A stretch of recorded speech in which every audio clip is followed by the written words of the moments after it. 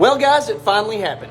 Apparently a really common issue with the Cummins trucks that have the 47 and 48 RE transmission is that they will bust the overdrive housing on the rear of the transmission, which will then leave you stranded on the side of the road like it did me. I've been reading in some forums and apparently a lot of guys have had this problem, so at least I'm not the only one. But I will say that if this happens to you and you have to find a replacement part, it is extremely, extremely hard to find an overdrive housing for one of these transmissions. But lucky for me, a buddy of mine had about 3 of these. I will pass along a good little bit of information that I have learned through this process. A 47 RE and a 48 RE overdrive tail housing are exactly the same, minus the parking rod. But you can get one for a 47 RE online for about 30 bucks.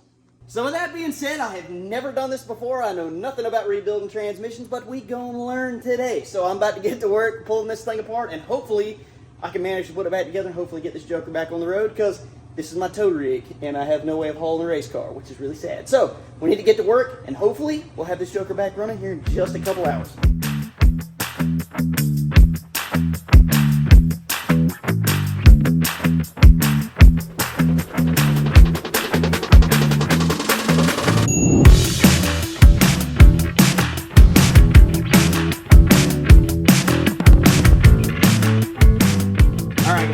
Finally got this joker out of there. It took a little bit of time because I had to kind of play around with that parking rod to get it loose. But let me just say it, I'm glad that chest day is my favorite whenever I go to the gym, because I had to bench press this joker out of there. It's a little stout when you're laying on your back like that. It's easy to carry around, but when you're laying down like that, it's a little tough. But I'm going to show you guys real quick kind of where the issue is and kind of what we're dealing with. So here is the tail housing that came out of the 47 RE, which is going to be going back in this truck, and you can tell it's all intact right around there. There's 7 mount holes on this.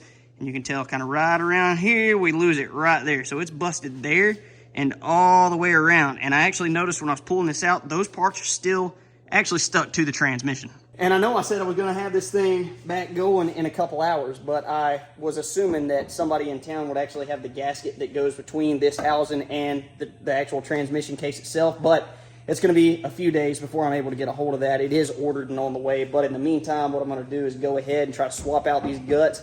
And I'm going to change out the U-joints on the drive shaft. I'll tell you guys about that here in a few minutes. But we're going to go ahead and tear this thing apart and see if maybe somehow we can manage to get these parts swapped over, and hope everything works out. So that's what I'm about to do now, and this is going to be a learning experience. So bear with me.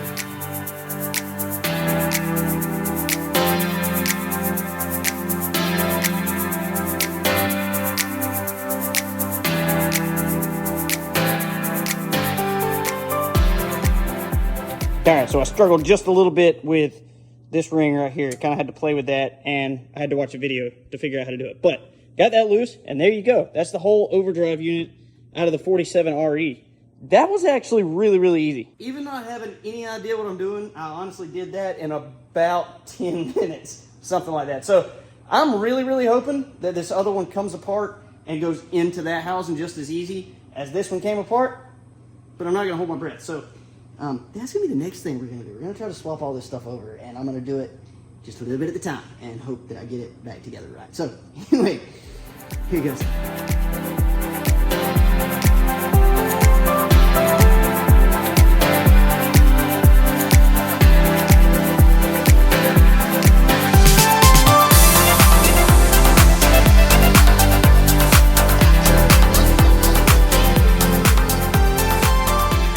All right. There it is, folks. That was it. Just that quick. Now we can really, really see the damage.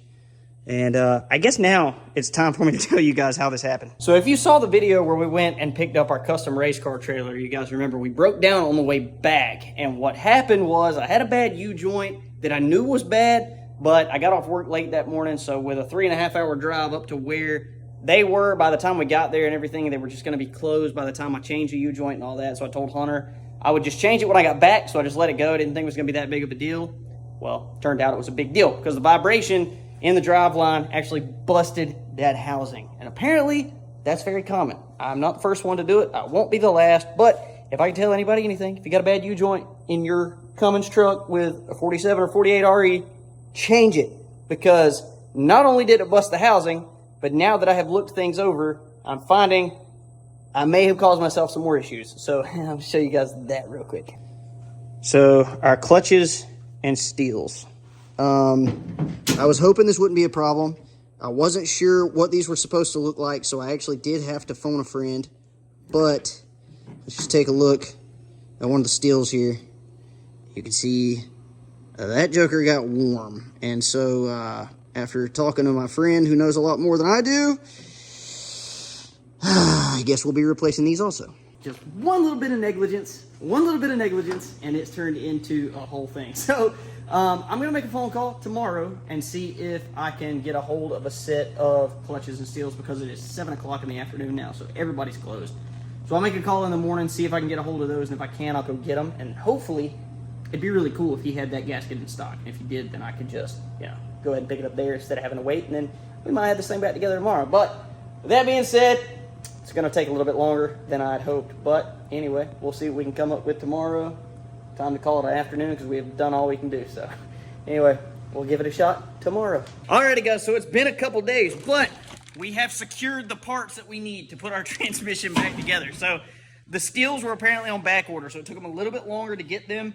But they came in yesterday, went and picked them up this morning, so they've been soaking in transmission fluid now for a couple of hours. So that being said, I'm about to go ahead and slide this overdrive unit back in there, get these clutches assembled and all of that, and that way we're ready to go in the truck finally. So hopefully we'll be driving this thing here very, very shortly. So with that being said, it's time to get to work because I'm ready to be done with this.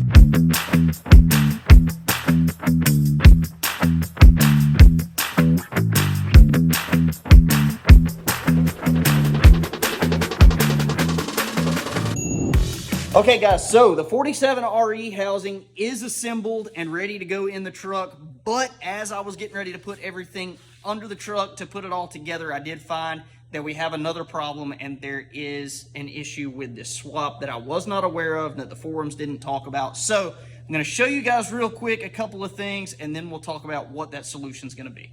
All right, so right here is the output shaft seal, and as you can tell, this is the one for the 48 RE, this is the one for the 47. And what you can tell right there is that that drive shaft is not going to fit. And when you compare the 48 RE versus the 47 housing side by side, you can tell that's definitely not going to work. So I called our parts guys, tried to get a slip yoke that would work with this drive shaft to be able to use this 47 RE tail housing, but I'm looking at waiting 4 to 5 days as well as paying $185 just for that slip yoke. So I figured I would weigh my options. I called a friend of mine that deals with Cummins trucks, and that's all he builds. Told me to call his buddy over at Suncoast Performance Transmissions, and they said that they have some of the 48 RE stock two-wheel drive housings in stock, and so they said that if I would come over there tomorrow, they would give me a good deal on one. And let me tell you, it's going to be much better than trying to buy all the little bits and pieces to make this work with this transmission, and we would be going back with a 48 RE housing just like it's supposed to be. So it'll just be a lot better, a lot more reasonable, and it'll just make things go a lot smoother and a lot faster. So with that being said, I guess we are done working on this thing for today. This has been a huge learning experience. It's something that I've never had to do, and I'm learning a lot going through this, okay? I'm learning a lot going through this. So anyway, I'm about to call it a day in the shop today, go to get cleaned up, and in the morning we'll hit the road, headed over to Suncoast, and then we'll get back and we'll really get this joker put back together and ready to hit the road. Well, Hunter made it back. Yeah, and guess what? When I'm back, new parts show up. New parts show up. So, went to Suncoast this morning and they hooked us up with this new tail housing for the transmission. It's for a 48 RE, so there should be no problems moving forward. We should just swap everything back over, should go right back in the truck, and we should be in business. Maybe. I hope. Maybe. Anyway, I'm not going to say too much because, I said too much and then now the 47 doesn't work. But that's your own fault for not doing more research. Well, I did a lot of research, but, they didn't mention the things I ran into. But anyway, it's fine. This is a direct replacement, so we should be good. So with that being said, we're about to tear all this back out, put it in there, and then we should be going back in the truck finally. But now that I've tore this apart like 4 times, you pretty much are a professional. I'm pretty much a professional. I know exactly how to do it. So here in about 5 minutes, this should be a 48 RE again. So I'm going to swap it over, and we're going back in the truck.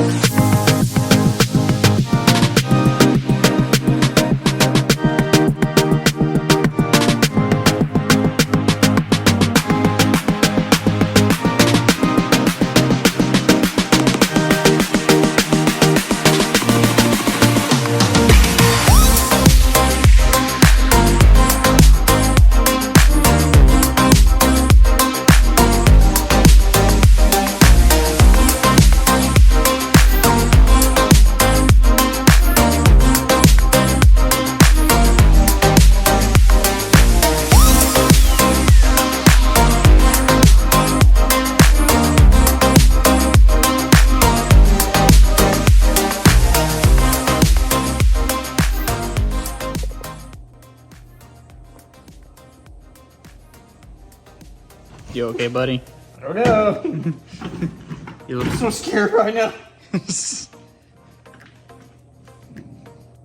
Now we just gotta get this in and we'll be pretty much good to go. That took a total of like 30 minutes and 27 because minutes. Of one ring, man. 27 minutes was the snap ring.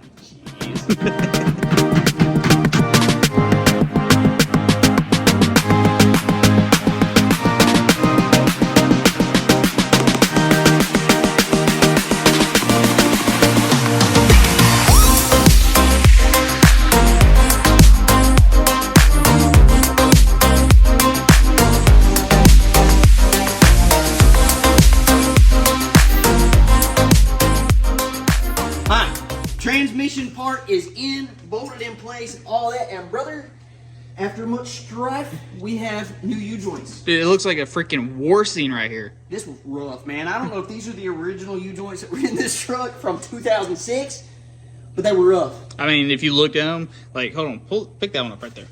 Yeah. That one. Look how dry, brother. I think that was probably what killed our overdrive case. Yeah. Well, the fact that like all three of them. Yeah, that one back there was really floppy. Yeah, so we didn't film that. I wish we would have because that was a whole adventure, but it took both hands to be able to hold this thing, get those out, and it was just a struggle. It was a struggle from start to finish. But we do have new U-joints all the way through. We are good to go. 1, 2, 3. Yes, sir. So we addressed the issue that actually took out our overdrive housing. So with that said, I don't know about you, but I'm ready to get this drive shaft in, get it bolted in place, drive this thing, make sure everything's good, and go to bed. And on that, we've had this thing on the battery charge for like the past 3 hours, It's so it good should to be go. charged. Should have plenty of juice. So about to slide under here, throw this drive shaft in. I think we're about to test drive. Yeah. Yeah, I shouldn't have done this way. You okay?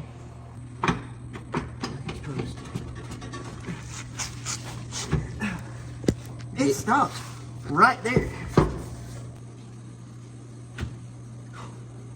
Well, after much doing, we got the drive shaft in. It gave us a little bit of trouble though. Yeah, it only took a few minutes. A while. So, couldn't get it to slide in like it needed to, so I figured that was just because, everything was dry, didn't have any fluid in the case or whatever. So, we decided to go get us a little hammer, a 2x4, and get medieval with it and try to beat it in there. That hammer wasn't enough, so we went and got biggest hammer we had. With a 2x4. With a 2x4. Biggest hammer also wasn't enough. So, I was tired of asking. We didn't have a sledgehammer, but we had a splitting maul. We had a split maul and a really long 2x6. Real long 2x6, but guess what? Sucker's in there now. Yeah, it took both of us, so we didn't film none. Yeah.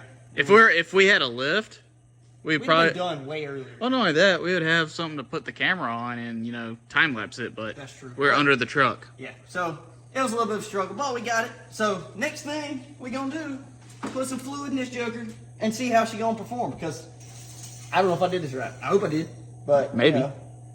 And actually, somehow there's a little bit of fluid in there. So we're gonna go ahead and crank it, and then we'll check the fluid while it's running, and we'll see where we're at and top her off as needed. Because we got some of that there good old Suncoast transmission fluid we can throw in. It's been sitting for over a month without it starting. We've left it on charge for half the day. For a while. How about now? Wow, great. What? Come on. Not bueno. No bueno? Not bueno.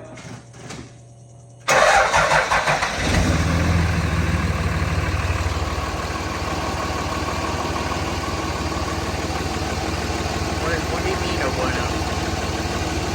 I think it wasn't in start real, or it wasn't in park real good, so I didn't want to turn it. Oh, also, we got starter bolts in there. We got a starter bolt, and they ain't coming out. We put Loctite on them dudes. They ain't coming out the time, please.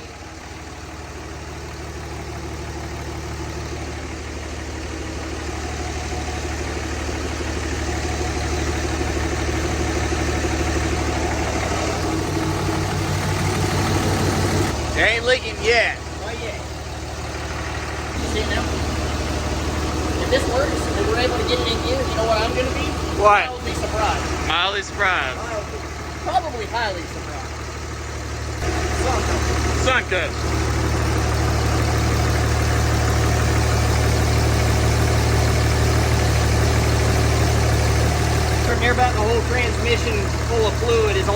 somewhere.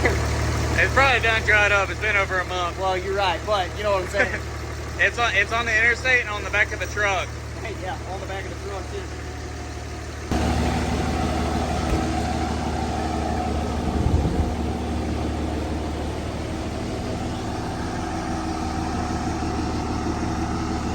You're good.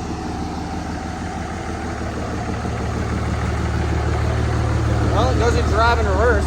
Yeah. Because now we need to find out if it's shift. Well, let's go for a ride, bud. For a ride, brother. We're moving Moving. We have moved a total of like 3 feet. down the driveway.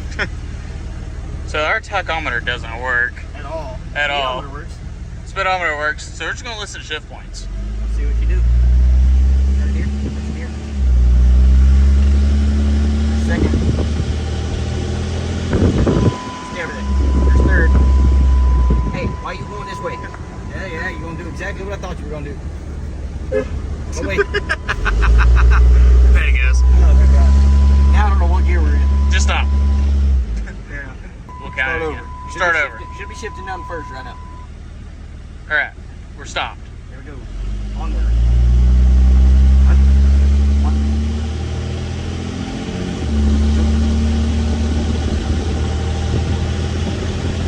Three.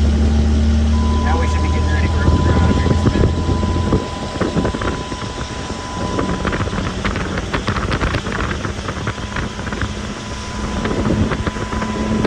Does not want to go. Nope. I don't know if they caught or not.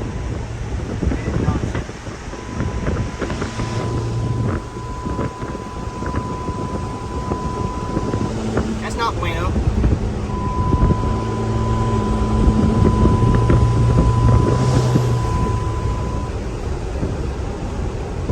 I keep forgetting how much power this thing really does have. Yeah. You want to be cooler? If it would shift in fourth gear, Yeah. or an overdrive, I should say. No, I go in fourth. It's not good. Did I do something wrong? Or do we need to just give it a minute? You know what I'm saying? I mean, it's practically brand new. Yeah, but it should be shifting. True. I don't know why it's not shifting in fourth. If it's not shifting in fourth, it's fixing to become somebody else's problem. I'm not doing this again. It ain't shifting in high gear. Huh? It's not shifting in high gear. I wonder if it burned high gear out of it whenever it busted that night. Maybe. Because we did go about a mile with a busted tail housing. Right.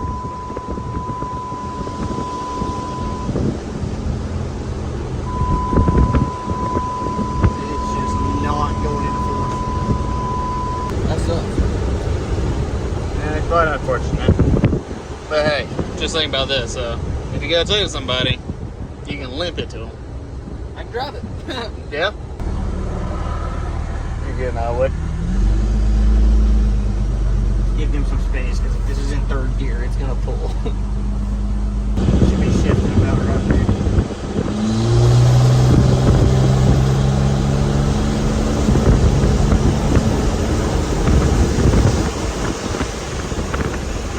Let's get it back to the shop. We'll check the fluid in it, just make sure we're good on that. I'm pretty sure it's probably fine. But I mean, it could still be a little low. Could be. If it's still a little low, then you know it don't want to go into gear. But it's going through the other gears just fine. But I'm a little worried about fourth gear. So get back to the shop, check our fluid levels. We'll make a decision from there on what we got to do next. Well, got back, checked the fluids. We're good on fluid. We checked the plug underneath. That's all plugged in.